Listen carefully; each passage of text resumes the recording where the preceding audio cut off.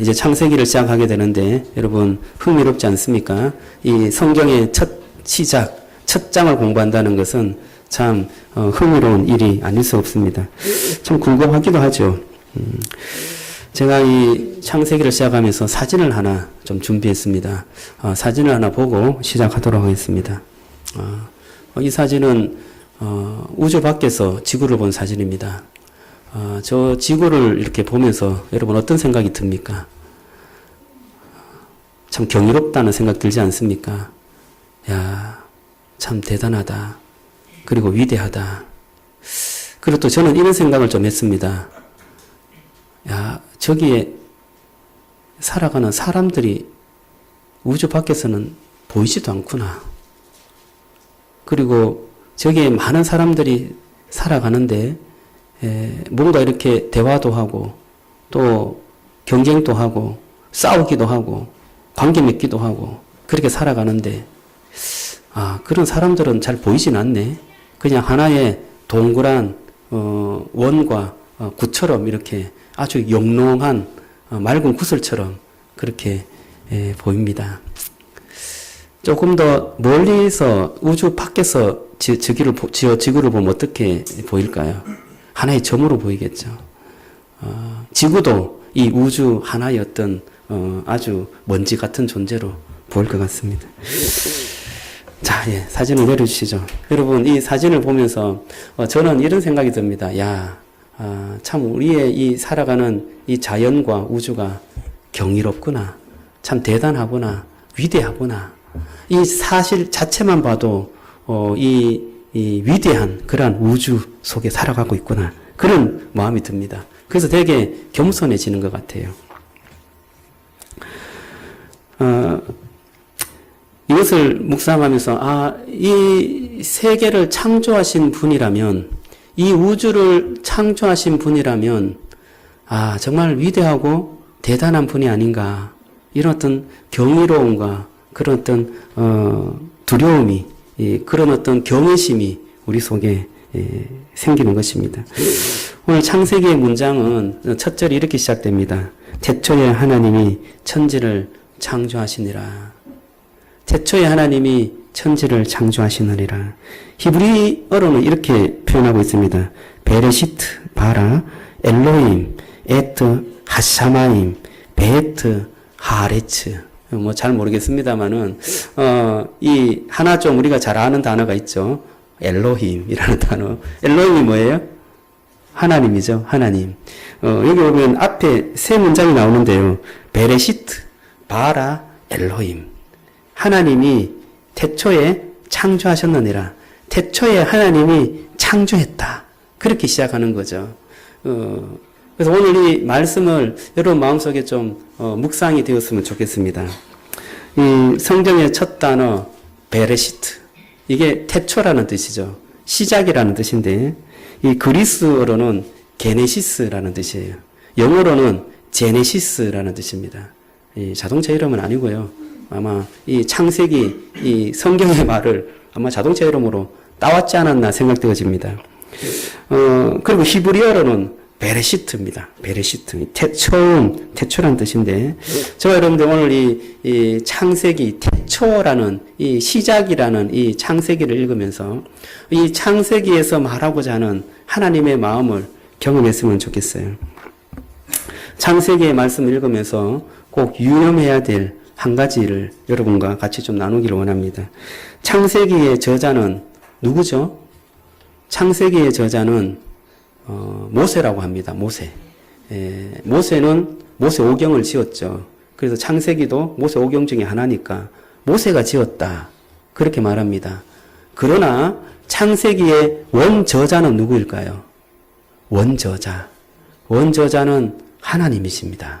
하나님께서 모세에게 영적인 감동을 주셔갖고 하나님의 그 감동을 받은 이 모세가 하나님의 마음을 품고 성경을 기록했는데 그것이 바로 모세 오경입니다. 제일 첫 장이 창세기인 것입니다. 자, 그러면 모세 오경, 이 창세기를 모세가 언제 썼을까요? 모세는 태어나자마자 강에 버려졌습니다. 그때 바로가 영아 살해 정책을 썼어요. 히브리인 숫자를 줄이기 위해서 태어나는 아이들을 그냥 다 죽이라. 그렇게 말했습니다. 강에 던져버리라. 그렇게 말했어요. 그래서 히브리인들은 이유 없이 아이들이 다 죽게 되었습니다.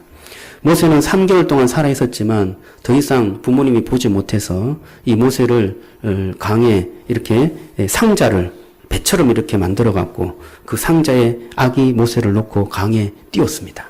그런데 띄워진 아기 이 모세를 왕궁에 있는 공주가 이 강에서 놀다가 그 모세를 본 거예요. 그래서 그 모세를 받아서 키우게 됐는데, 양자로 삼아서 키우게 됐는데, 그 모세는 왕궁에서 자라게 된 것입니다. 40년 동안 왕궁에서 자랐습니다. 여러분, 이때 성경을 썼을까요? 그렇지 않습니다. 이 모세는 하나님의 그 말씀에 사로잡혀서 살았기 때문에 히브리인들을 구원해야 되겠다. 그런 마음에 강한 소명이 있었습니다. 그래서 애굽 사람들을 죽이고 히브리인들을 구원하려고 마음 먹은 순간 히브리인들도 자기를 배반해 버린 것입니다. 그래서 그는 애굽에서 쫓겨나게 되었어요. 광야에서 살았습니다. 광야 40년. 광야에서 사는 40년 동안 모세오경을 썼을까요? 그렇지 않습니다. 광야에서 떨기나무에서 하나님께서 모세를 부르셨습니다. 너는 이 광야에서 살 인생이 아니야. 너는 다시 애굽으로 가서 이스라엘 백성을 구원해라.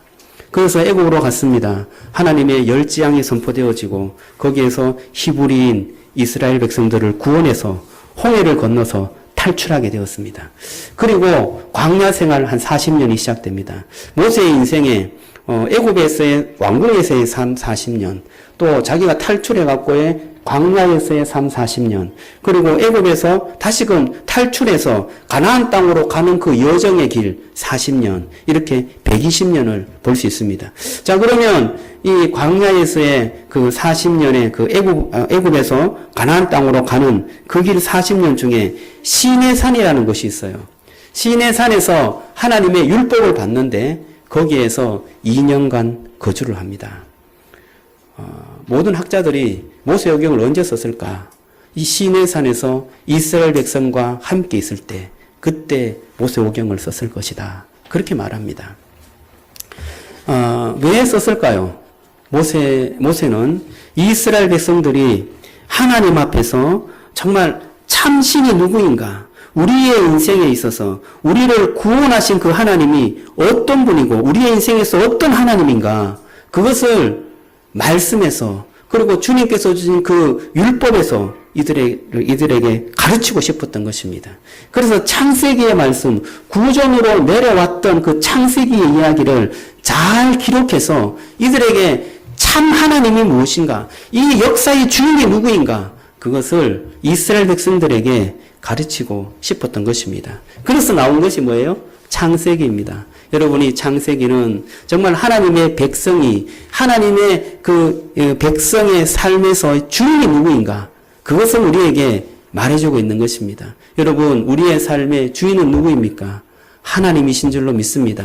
이 세상의 주인은 누구이십니까? 하나님이신 줄로 믿습니다. 이 온 우주의 주인이 누구이십니까?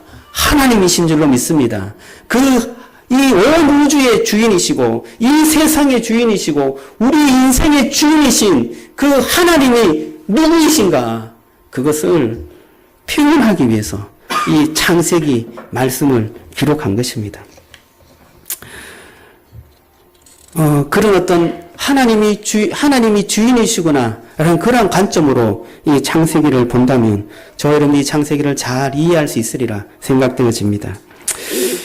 다시 한번 창세기로 돌아가 보면 창세기 1장 1절을 보겠습니다. 태초에 하나님이 천지를 창조하시니라, 그렇게 말해요. 이 첫 번째 단어 태초, 베레시트, 그리고 세 번째 단어가 엘로힘, 하나님인데 오늘 이 두 단어만 살펴보겠습니다. 이 태초에라는 베레시트가 사용된 구약 성경이 한두 군데, 여러 군데 나오는데요. 오늘 이 태초, 창세기에 나오는 이 용법하고 같은 용법으로 쓰인 단어는 딱 한 군데 나옵니다. 그것은 이사야 46장 9절에서 10절인데 화면을 한번 띄워주시겠어요? 이사야 46장 9절에서 10절이에요. 우리 같이 한번 읽어보겠습니다. 없어요? 이사야 46장 9절에서 10절은 이런 말씀입니다. 너희는 옛적 일을 기억하라. 나는 하나님이라. 나 외에 다른 이가 없느니라. 나는 하나님이라 나 같은 이가 없느니라. 내가 시초부터 종말을 알리며 아직 이루지 아니한 일을 옛적부터 보이고 이르기를 나의 뜻이 설 것이니 내가 나의 모든 기뻐하는 것을 이루리라 하였노라. 여기 보면 시초부터 종말까지, 이 시초가 뭐예요? 베레시트, 태초라는 뜻입니다. 그래서 이 시초가 나올 때 무엇이 따라 나오는가 하면 종말이 따라 나와요. 처음과 끝에 대한 주관자를 누구라고 생각하고 이 말씀을 표현하고 있습니까? 선지자가 하나님이라는 것을 표현하고 싶은 것입니다. 처음과 끝, 우리가 태초와 종말이 있는데 그 태초와 종말의 모든 주관자, 모든 그것을 주관하는 신은 바로 우리가 믿는 여호와 하나님, 그 하나님이다라는 것을 말해주고 싶은 것입니다. 요한복음에도 태초가 나오는데 이 말씀 있어요? 없어요? 지금 말씀이 좀 기록되지 않은 것 같습니다. 요한복음에 1장 1절에 보면 이런 말씀이 있습니다. 태초에 말씀이 계시니라. 이 말씀이 하나님과 함께 계셨으니 이 말씀은 곧 하나님이시라. 여러분 이 말씀은 조금 더 기억을 많이 하시죠? 태초에 말씀이 계시니라. 이 말씀이 하나님과 함께 계셨다. 그렇게 말합니다. 태초에 말씀으로 창조하셨죠. 이 땅과 하늘이, 이 천지, 태초에 하나님이 천지를 창조하셨느니라. 이 말씀으로 인하여서 이 천지가 창조된 것입니다. 하나님의 말씀으로 인하여서 태초에 하나님의 창조가 시작된 것입니다. 그래서 이 말씀이 태초에 함께 하셨는데 이 말씀이 곧 하나님이시라. 그리고 요한복음 1장 16절에는 이 말씀이 육신이 되어서 우리에게 나타나셨다. 그렇게 말해요. 그럼 이 말씀이 누구인가? 이 말씀이 바로 예수님이다. 요한복음은 그렇게 말하고 있습니다. 그래서 하나님께서 이 태초에 하나님의 그 창조 사역에 가장 큰 역할을 한 그 말씀의 능력이 우리에게 나타났는데 그 말씀이 예수님으로 나타났다는 거예요. 여러분, 그 예수 그리스도를 믿을 때 우리의 삶과 우리의 인생은 새롭게 되는 줄로 믿으시기 바랍니다. 처음과 끝에 주관자가 바로 우리 주 예수 그리스도라는 것을 요한복음에는 말하고 있습니다. 자, 이것을 조금 더 분명하게 하겠습니다. 골로새서 1장 16절과 17절인데 이 말씀을 한번 찾아보기를 원합니다. 여러분 성경을 갖고 있으면 한번 찾아봅시다. 골로새서 1장 16절에서 17절이에요.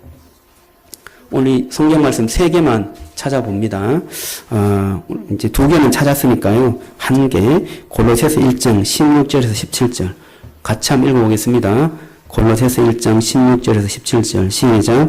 만물이 그에게서 창조되되 하늘과 땅에서 보이는 것들과 보이지 않는 것들과 혹은 왕권들이나 주권들이나 통치자들이나 권세들이나 만물이 다 그로 말미암고 그를 위하여 창조되었고 또한 그가 만물보다 먼저 계시고 만물이 그 안에 함께 섰느니라. 16절에 보면 만물이 그에게서 뭐합니까? 창조되었다라고 말합니다. 그가 누구예요? 예수님이죠. 예수님에게서 만물이 창조되었습니다. 그 창조된 것들이 쭉 나오죠. 그리고 16절 그 후반부에 보면 만물이 다 그로 말미암고 그를 위하여 창조되었고 또한 그가 만물보다 먼저 계시고 만물이 그 안에 함께 섰느니라. 여러분, 만물의 주인이 누구입니까? 만물의 주인이 예수님이라고 말하고 있습니다. 그 만물의 주인이신 예수님이 만물을 창조하였고 또 만물을 위하여 그 주님을 위하여서 만물을 창조하셨고 또 만물보다 먼저 계셨고 만물 안에 계시고 만물을 운행한다라고 말하고 있는 것입니다. 예수님이 만물의 주인이라고 하십니다. 만물이 예수님을 찬양하고 예수님에 의해서 그 만물이 운행되고 있는 것입니다. 이 베레시트라는 이 태초에라는 단어는 그 시작과 끝이라는 단어인데 이 시작과 끝이 누구에 의해서 운행되어지고 시작되어졌는가 그리고 마무리되어지는가 그것은 바로 하나님이다는 것입니다. 오늘 이 하나님이라는 단어를 또 살펴보겠는데 이 하나님은 히브리어로 엘로힘입니다. 이 엘로힘이라는 단어를 좀 분석하면 엘은 하나님이라는 뜻이에요. 신이라는 뜻이에요. 그러니까 그 엘이라는 것에 복수형이 있는데 그 복수형은 힘입니다. 그래서 엘과 힘이 붙어서 엘로힘이라는 단어가 나옵니다. 그래서 이 로힘이라는 이 복수 전미사 이 복수 전미사를 붙여서 엘로힘이라고 하는데 그러면 엄밀히 말하면 하나님들이라고 표현할 수 있습니다. 그래서 이 엘로힘이라고 할 때는 하나님이 한 분이 아니라 여러 분이라는 것을 말해주는 그런 복수 신명입니다. 자, 그렇다면 이 하나님의 속성 중에 삼위일체, 성부와 성자와 성령, 이 하나님을 나타낸다라고 말할 수 있는 것입니다. 자, 그래서 이 엘로힘이라는 이 단어 안에 예수님도 포함되어 있고 또 성령님도 포함되어 있고 또 하나님도 포함되어 있는 것입니다. 그래서 태초에 하나님이 창조하셨다. 베레시트, 바라, 엘로힘 이것은요 태초에 처음부터 하나님께서 이 창조를 주관하시고 창조의 주관자로 선포하시는 것이 선포되었다라는 것을 우리에게 말해주고 있습니다. 전능하신 하나님을 경험하고 그 하나님을 경외하는 것 그것이 바로 하나님의 백성이 해야 될 일인 것입니다. 여러분 이 창조의 그 모습 처음에 제가 보여드렸던 그 지구의 모습 여러분 생각나십니까? 기억나십니까? 그 지구의 모습을 보면서 하나님께서 이 우주를 이 만물을 창조하셨구나. 성부와 성자와 성령의 하나님께서 함께 창조한 이 위대한 작품 안에 우리가 살아가고 있구나 라는 것을 여러분 기억하시고 그 하나님이 주인됨을 찬양하고 그 하나님 앞에 영광이 되는 삶을 살아가는 여러분 되시기를 주님의 이름으로 축원합니다. 태양도 만드셨어요. 그리고 수천억 개의 별도 만드셨어요. 아름답게 피어나는 꽃도 길거리에 있는 돌멩이도 벌레도 새도 아주 작은 미생물 박테리아도 광대한 우주도 하나님께서 창조하신 것입니다. 이 창조를 보면 우리에게 경외심을 가득 차게 하십니다. 하나님의 위대함에 감동하게 되고 주님 앞에 나가게 되는 것입니다. 이 창조를 이야기하면서 꼭 해야 될 또 몇 가지 말씀이 있죠. 그것은 이 창조가 진짜 과학적인 사실인가? 이런 의문이 우리에게 있을 수 있습니다. 우리는 계속해서 이 창조가 우연이 되었고 이 우주가 우연히 생성되었다라는 그러한 과학적 사실을 많이 들었기 때문입니다. 저는 이것을 좀 증명해 드리고 싶지만 지금 이 시간에서는 다 증명할 수는 없습니다. 그러나 꼭 하나 여러분들에게 나누고 싶은 이야기는 있는데 성경은 과학책이 아니다는 거예요. 성경에서 말하고자 하는 핵심 주제가 있습니다. 그것은 하나님께서 이 세상을 창조하시고 역사의 주인은 바로 하나님이고 하나님이 너희 인간을 구원하셨다. 이것이 바로 성경의 핵심 주제인 것입니다. 그 논리로 성경은 이야기되고 있습니다. 자, 그래서 몇 명의 성인과 과학자의 명언을 좀 소개해 드리겠습니다. 아우구스티누스인데요. 어거스틴이죠. 이 어거스틴이 5세기, 4세기 때 활동했는데 이렇게 말하고 있습니다. 성경책을 통해 말씀하셨던 하나님의 성령은 사람들에게 천계에 대해 가르치지 않기로 하셨다. 왜냐하면 그것이 구원에 아무런 소용이 없기 때문이다. 이렇게 말합니다. 또 갈릴레이가 있죠.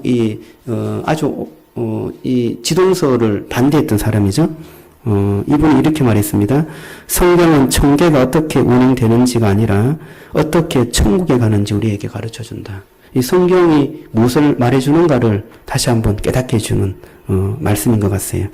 알베르트 아인슈타인이 이렇게 말합니다. 목표를 정하고 가치 판단을 내리는 기능은 과학의 영역을 넘어선다. 우리 어떤 만물의 기원에 대해서는 과학의 영역을 넘어서는 겁니다. 그것은 철학의 영역이라고 할 수 있는데 과학으로 하나님을 증명할 수 없듯이 하나님의 그 영역을 과학이 그렇게 풀어내지 못하는 것입니다. 또 하나 말씀드릴게요. 성경은 과학적인 단어로 쓰이지 않았습니다. 그래서 과학적이지도 않아요. 왜냐하면 예를 들어 볼게요. 밤과 낮이 있죠. 창세기에 보면 밤과 낮이 나옵니다. 날이 나옵니다. 그래서 저녁이 되고 아침이 되면 둘째 날이라 그렇게 말하죠. 그런데 광명체가 언제 창조되는가 하면 언제 창조되죠? 넷째 날에 창조됩니다. 그러면 첫째 날, 둘째 날, 셋째 날에 아침과 저녁은 어떻게 되는 거예요? 물론 우리는 이렇게 추측할 수 있습니다. 그 광명체가 없더라도 24시간의 아침과 저녁 이것을 하나님께서 구분하셔서 그렇게 한 날로 정해서 보여줄 수 있다. 그렇게 우리는 이해할 수 있습니다. 그런데 중요한 것은 과학적인 논리로 이 말씀을 보면 도무지 이해가 되지 않는 거죠. 다시 말해서 성경은 어떤 과학적인 논리로 쓰여지지 않았다는 것이에요. 과학적인 논리를 대입해서 성경을 이해하려고 하면 도무지 이해가 되지 않는 것이 성경인 것입니다. 창조의 주된 논점은 무엇이냐? 이 성경에서 창조를 이야기할 때 주된 말하고 싶은 내용이 무엇이냐? 그것은 이 세상을 창조한 분이 하나님이라는 것을 말해주고 싶은 거예요. 이 세상을 창조한 분은 바로 하나님이야. 그리고 그 창조는 바로 실제적으로 나타났어. 그것을 말해주고 싶은 것입니다. 여러분 또 하나 저와 여러분들이 꼭 알아야 할 것은 하나님의 말씀의 신뢰는 십자가를 경험하고 십자가 안에서 믿어지는 것입니다. 우리가 예수 그리스도를 마음속에 믿고 믿음으로 주님께서 나를 구원하신 그 구원의 은혜로 이 성경을 바라보는 것입니다. 그래서 이 성경은 거꾸로 가는 거예요. 십자가를 인하여서 그 십자가를 경험함으로 우리의 과거와 미래가 보여지듯이 이 성경도 십자가를 통하여서 창세기와 요한계시록이 보여지는 것입니다. 우리가 예수 그리스도를 믿지 않고 창세기를 이해하거나 요한계시록을 이해할 수가 없는 것입니다. 그래서 저와 여러분들이 예수 그리스도의 그 은혜와 그 믿음을 가지고 이 창세기를 보게 될 때 이 창세기가 열리게 되는 것입니다. 그래서 오늘 이 창세기의 주인은 바로 하나님이라는 것을 오늘 말씀해 주고 있습니다. 창조의 주인도 하나님이요 우리의 인생의 주인도 하나님이신 것입니다. 제가 오늘 이 말씀을 좀 준비하면서 우리의 인생의 주인, 이 창조의 주인, 그분이 하나님이라는 것을 어떻게 좀 잘 설명할까 고민하면서 이 설교를 준비했는데요. 제가 목요일 날 한 선교사님을 만났습니다. 이 선교사님은 제 후배였어요. 청년 때 같이 신앙생활을 했고 같이 또 성경 공부도 같이 했던 후배였습니다. 그런데 중국의 위구르족을 선교하다가 18년 선교하다가 중국 공안으로 인하여서 쫓겨나게 되었습니다. 거기에 집이나 물건 다 두고 한국으로 나오게 되었어요. 그래서 GMS에서 우리 합동측 장로교 합동측 교단 선교단체에서 다시 훈련받고 터키로 떠나려고 준비하고 있었습니다. 그래서 GMS 훈련을 다 마치고 이제 수료하고 화성에 있다고 하대요. 그래서 돌아오는 길에 우리 교회를 들렸습니다. 교회에서 한참 이야기를 했습니다. 이야기한 주제는 선교사와 목사가 만나서 무슨 이야기 하겠어요. 선교가 하나님의 은혜로 되는 것이다. 목회가 하나님 은혜로 되는 것이다. 그 이야기를 하면서 서로 위로하고 그렇게 이야기를 나눴습니다. 근데 제가 한번 이야기했던가요? 집에서 다시 이야기를 하는데 그 선교사님 첫째 딸이 서울대학에 이번에 입학했어요.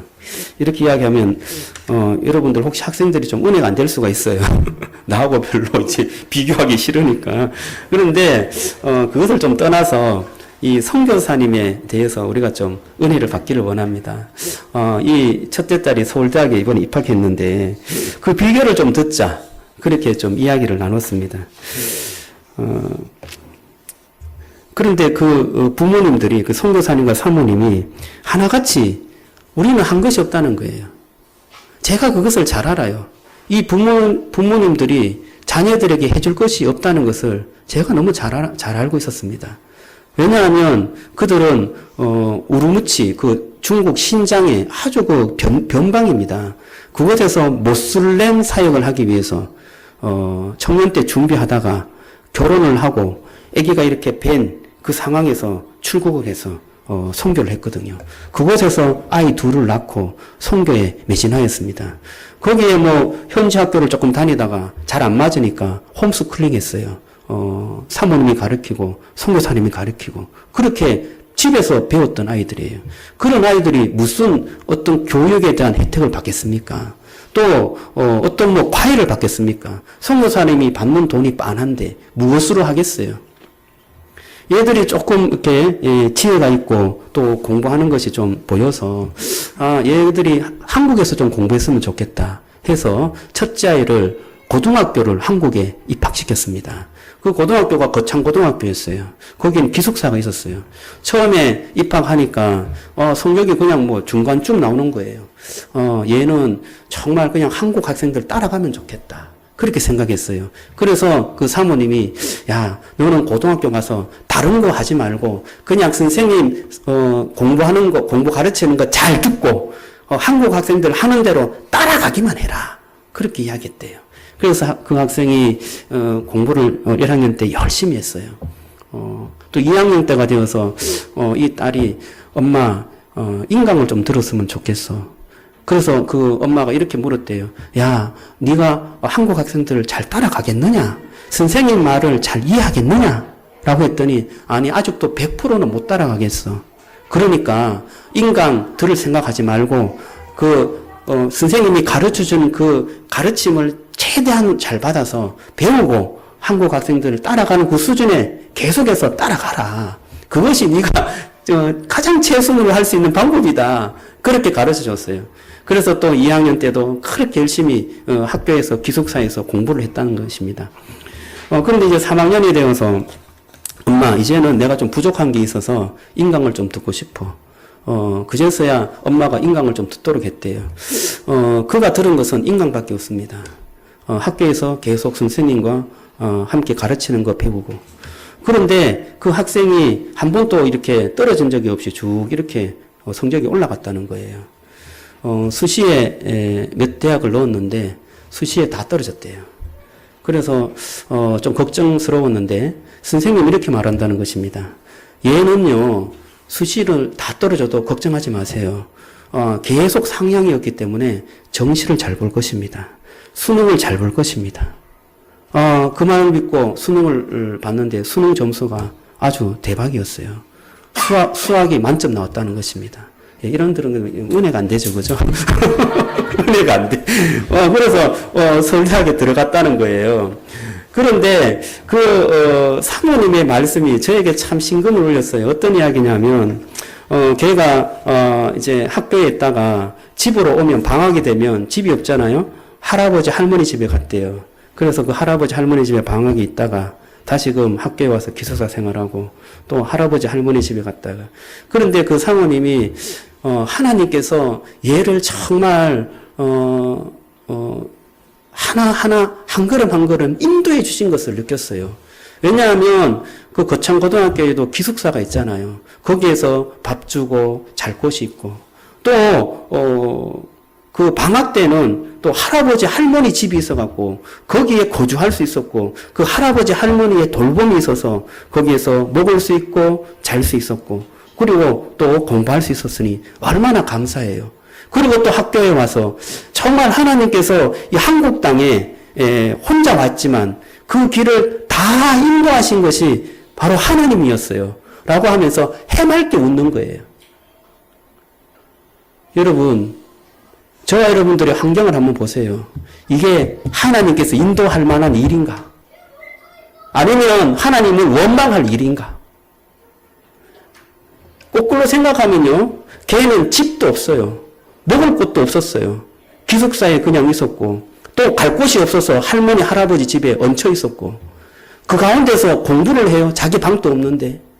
그런 열악한 환경에서 하나님 우리 아이들을 부모님 없이 이렇게 내버려 두게 하신 것이 하나님의 뜻입니까? 할 만한 일이잖아요. 그리고 그 아이도 하나님 내가 이렇게 생활하는 것이 정말 맞습니까? 왜 우리 부모님은 선교사입니까? 왜 우리 부모님은 나와 떨어져서 저렇게 멀리 있는 곳에 가서 하나님이 일을 한다는 것입니까?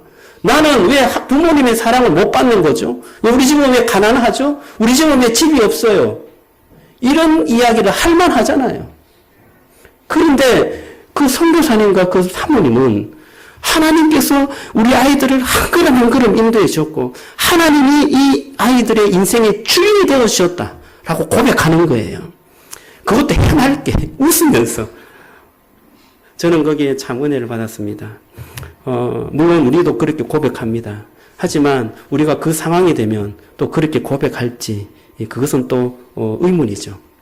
하지만 저와 여러분들이 우리의 인생과 삶 속에 주인은 여호와 하나님 그분이신 줄로 믿으시기 바랍니다. 그분께서 우리에게 어려움을 주나 또 선한 길로 인도하시나 하나님께서 가장 우리에게 좋은 곳으로 우리에게 주시기 위해서 우리를 인도하시고 우리의 주인으로 우리의 삶을 삼아 주셨다는 것입니다. 여러분 오늘 이 말씀에 정말 이 우주의 주인도 하나님이시고 우리의 인생의 주인도 하나님이시라는 것을 여러분 마음속에 믿으시고 이 창세기를 볼 때 야 하나님께서 우리의 인생에 구원의 놀라운 은혜를 주시기 위해서 우리의 인생을 이렇게 이끌어 주셨구나.